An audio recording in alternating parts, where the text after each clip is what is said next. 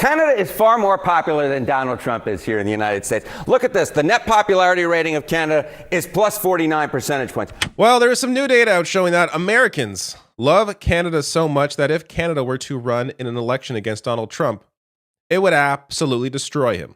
But I'll get to that fun information later. In this video, I want to discuss what's been going on, the drama around Canada, this anti-tariff ad featuring Reagan that Trump is freaking out about, the response from the government about it, and all the people's hair on fire over this ad, which is so ridiculous when I get to the information, the underlying data showing there is no reason for anybody to be freaking out about the ad. So let me first start by linking you to my initial video on this ad about 2 weeks ago before Trump ever caught wind of it. So I have a whole breakdown there about my thoughts on the ad at the time, which my thoughts have not changed, but I am going to defend Doug Ford kind of in a bit here in a way that other people are not. But this ad, let's be real here. For people living in Ontario, this ad is ridiculous. This so-called fiscal conservative Doug Ford spending $75 million of public money on this ad on U.S. networks, paying networks like Fox News and Newsmax, networks that spread bullshit about tariffs, giving them money for their lies over this ad, is absurd when you have Ontario being the lowest in health spending, also underfunding education. You also have the production company of this ad linked to Doug Ford because of course it is. I actually speculated that in my video 2 weeks ago, not knowing that was the reality because of Doug Ford's obvious corruption at every single point. But and I'll get to more Doug Ford corruption in a bit. But it's just, this is a horrible government. That said, if you are not living in Ontario, if you are not impacted by wasteful spending like this, I totally understand why you would love the ad because the ad itself is fine. I think it's actually a pretty good ad. You know, I'm not going to play it again. I played it in my initial video, but it's Reagan talking about how tariffs are terrible and, over some stock footage, which, look, first of all, to address the bullshit about, oh, he's taken out of context, you can go and read Reagan's comments. There's some stuff that is rearranged, but it's the sentiment stays the same. It's Reagan's words. It isn't made up. But apart from any of that, the ad would make more sense if Americans didn't know who to blame for the rising cost of living, for cost of groceries, for inflation. Yet, as I'll get to in a bit here, the data already shows us that Americans are aware of this, and they've been aware of it for some time. So to spend money on an ad that you would assume the purpose of is to inform people of something they aren't aware of, to spend an ad on something that they're already very aware of doesn't make a whole lot of sense to me. Especially when you have, as I said, underfunded healthcare, underfunded education. And then you have the reaction here from Donald Trump. Trump calls off trade talks with Canada over Ontario's anti-tariff ad. Now, a lot of people, understandably, freaked out at Doug Ford over this ad. I'm here to say it's actually not his fault. No, you know me. I don't waste an opportunity to take shots at Doug Ford because he is a absolutely horrible premier. The issue here, though, is clear. It's Trump. Trump is the problem. He also called off trade talks over Canada's digital services tax. This is back in June. I think he's done this 2 more times over other issues. Whatever he doesn't like, Trump, that's it. No more trade talks. At some point, are people going to realize he has no interest in any kind of trade deal? Considering he's the one that signed the USMCA during his first term, and he's the one that ended up violating it himself this term. He does not care. Even if you sign a deal with him, how could you actually trust that he would follow it? So this, they ended up caving on the digital services tax, which the White House then bragged about, saying that the Canadian Prime Minister caved to Trump. So it benefited them. It only benefited them for Canada to give in on that. Because again, where's the trade deal? You gave in on that digital services tax. We no longer are taxing these big companies that we could have taxed. And at the same time, you're handing the White House a win and you have no trade deal. So to continue giving in to Trump when he has no interest in trade is absurd. Yet we're doing it again. Ontario was pulling the ad, which again, I'm actually fine with if we're going to save some money here and not have to hand millions of dollars over to these massive networks, these American networks, because the ad, there's no point to doing the ad. But you're giving in because of Trump, not because it's a waste of money. And it didn't matter anyways. It was too late because it played during the World Series and Trump saw it and he freaked out and is now raising tariffs on Canada by 10% in retaliation for the ad. This gets to how this has been bubbling up in other ways. U.S. Ambassador to Canada goes on expletive-laced tirade at Ontario's trade representative. So Pete Hoekstra here apparently freaked out. One witness said Hoekstra appeared to be upset about the anti-tariff ad that the province recently ran on television in the U.S., which has infuriated President Donald Trump. The witness said Hoekstra could be heard using the F word and also mentioned Ontario Premier Doug Ford by name.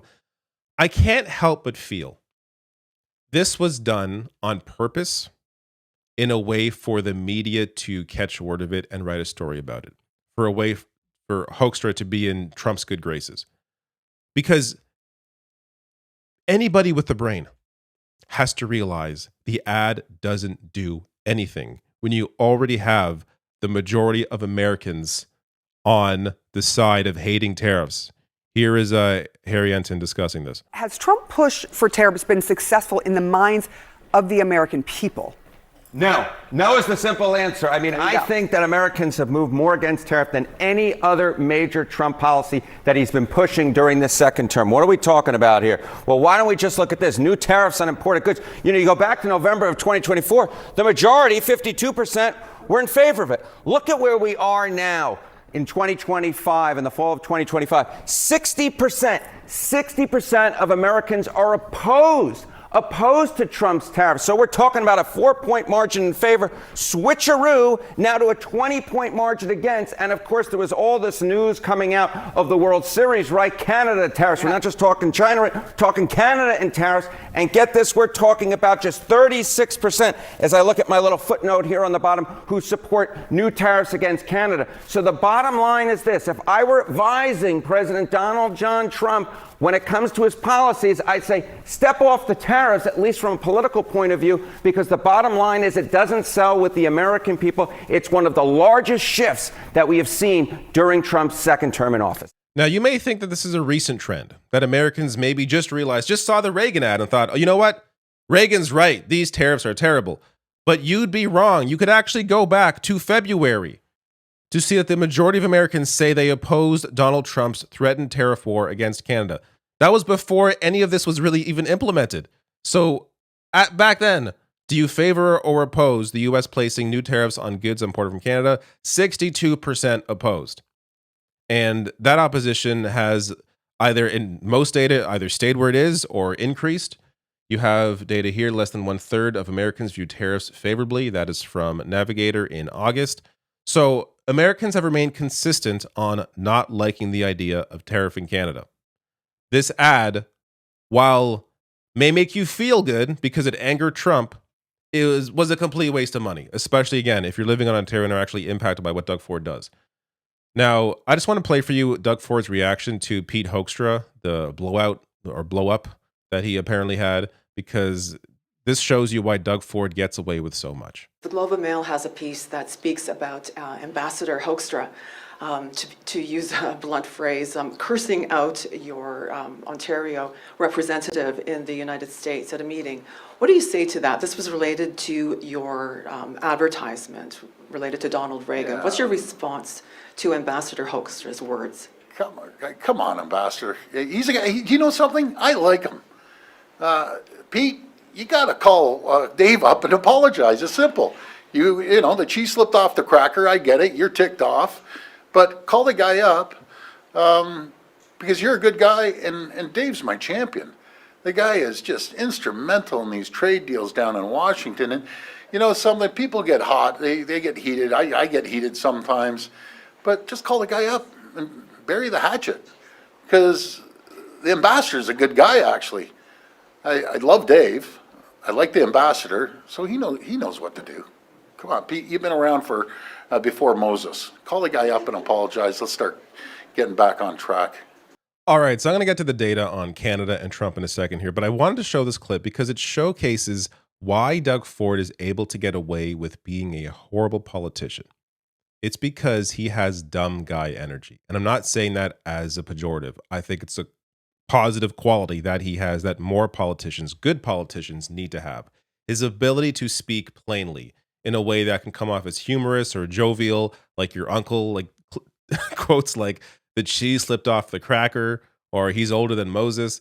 Just this sort of stuff, his ability to communicate is incredible. The problem is it's married with horrible, corrupt politics. So again, I'm not going to get deep into this because this is another videos that I've already done. But the $100 million skills development fund that he used as a slush fund, his own campaign manager, his clients got over $80 million of skills development fund cash. Not to mention other people that work for him got this as well. It's the level of corruption is unlike anything Ontario has ever seen. And if you're living in the U.S. and all you know about Doug Ford is what you see of him on CNN or you see that Reagan ad, you probably like him. The reality is he is horrible. And now he's trying to change election rules, very Trumpian of him, to benefit him in the future, inviting more wealthy donor money and more corporate money into elections. So don't be fooled by the dumb guy energy, even though it is a positive quality. And as I said, more politicians should be able to communicate with your average voter. You marry that with just terrible politics and you get away with a whole lot. But I forgot to even mention the green belt scandal, which I also covered back during the time it was happening in 2023.